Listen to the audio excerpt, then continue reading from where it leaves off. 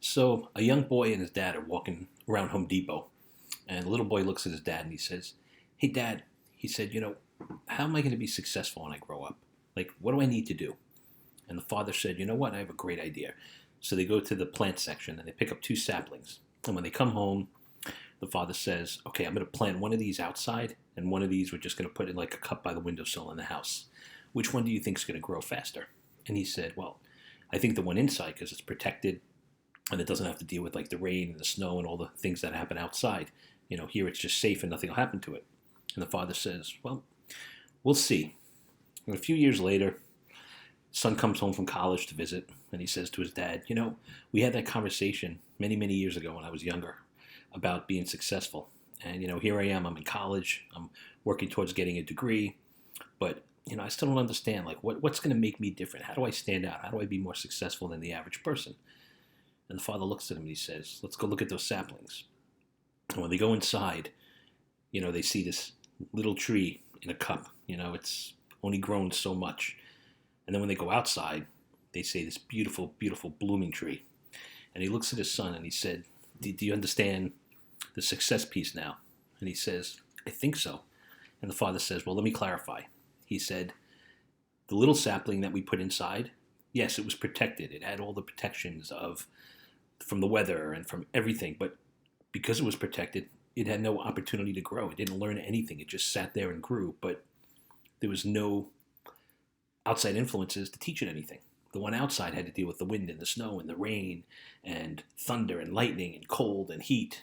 And here it is. It's a beautiful tree. And it's just like people. And I think you guys see where I'm going with this, right? The moral of the story here is we got to step outside our comfort zone, right? If we're always protected, and this applies so much to teenagers, right? As parents, we care so much about our kids. And I think I've spoken about this before. We want to protect them and we don't want anything to happen to them. So what do?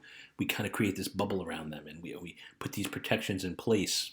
And then when they have to go out in the real world or deal with adversity for the first time on their own, it's devastating sometimes for them because they've never had to deal with that. They've always had somebody there protecting them. And obviously this doesn't apply to everybody, right? But for those of you who care about your kids and kind of create that bubble, I know you're coming from a good, loving place.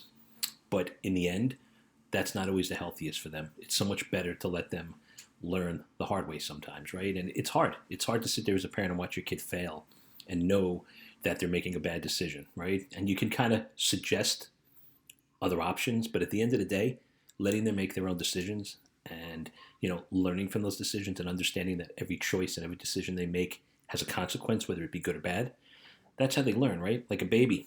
The only way a baby learns not to touch the hot stove is when the baby or the little kid touches the hot stove, right? I'm never going to do that again. So, it's these lessons that we need to have. It's these outside influences and it's these adversities and these conflicts that we need to deal with that help us grow, help us be more successful.